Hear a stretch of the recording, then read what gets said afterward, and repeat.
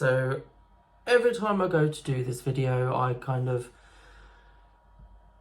end up having the camera on and I just freeze up and just think, no, not doing it.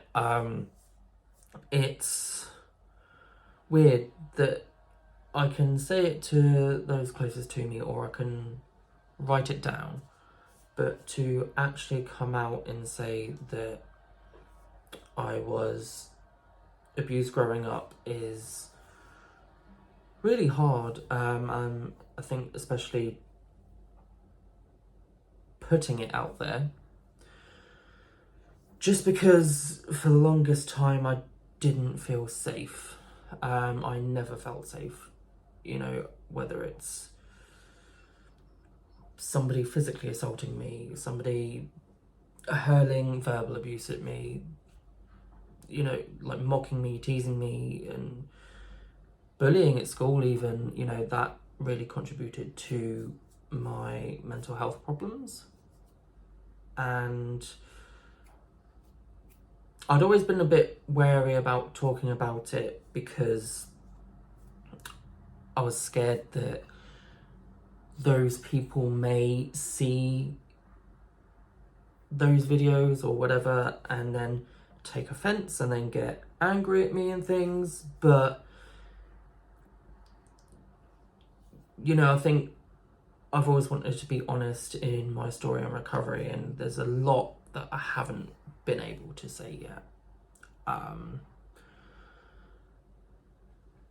Because again, just like going back to kind of not feeling safe and worrying that people may see that, like, I'm finally living on my own. I'm finally living life on my terms. I've done some cut-offs. And since starting to put boundaries in place, I've received passive-aggressive text messages, from people in their 40s. So that says a lot. So sorry, just really hard to talk about this. But yeah, just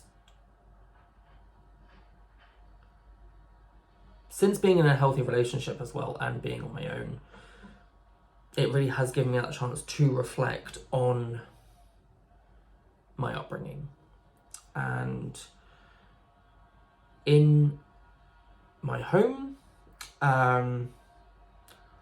laughing was mocked or, be shouted at for laughing too much. And so very quickly kind of learned to silence that joy. And from a very young age, because my parents were older when they had me, so it wasn't long until they started needing help with things. And so at a young age, it very much no longer became about our well-being, but theirs. And,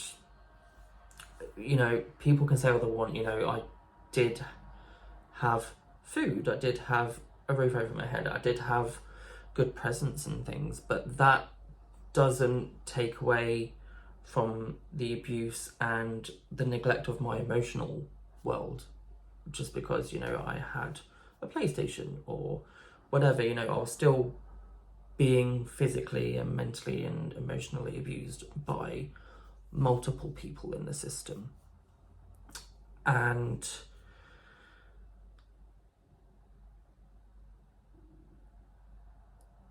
I also had some confirmation, really, I guess, from people from the outside looking in, and speaking to them about my situation. Because, people say, oh, if everyone around you is the problem, you're the problem.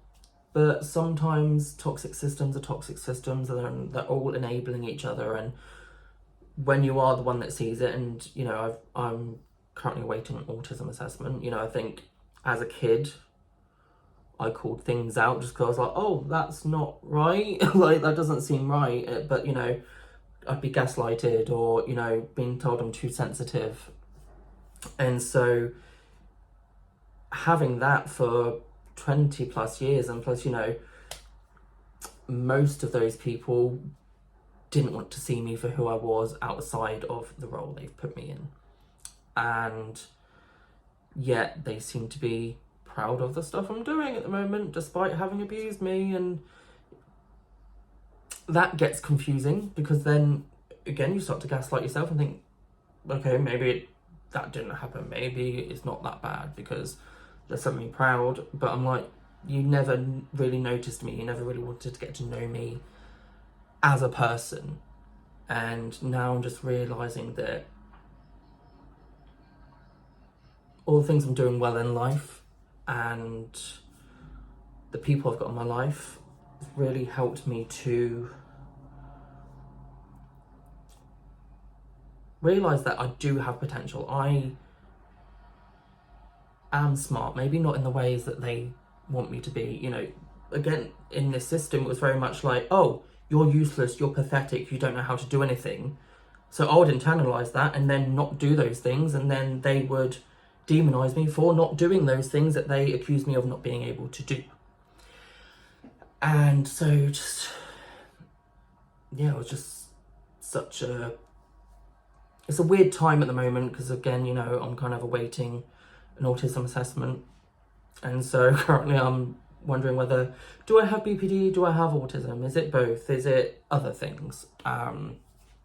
And yeah, just really wanted to share more of my story, just because I feel like I haven't been maybe this honest about things in a long time. And I know that is what helps people, by seeing things and thinking, oh, it wasn't just me that went through that. That stuff does happen, because especially in toxic systems growing up, people don't like to talk about that, you know. They like to say, oh, but they're still your parent, they're still your sibling, they're still your uncle, whatever. And again, you know, they'll be like, oh, but, you know, they got you this, they did this for you, like the basic requirements of a parent. And again, that does not excuse the way they treat their children. So yeah, kind of wearing my heart on my sleeve there. I'm probably going to cry about it later, because I find it weird with crying at the moment. But I hope this has helped, and I will see you guys in another video. Let me know if there's any other videos you want me to do. Yeah.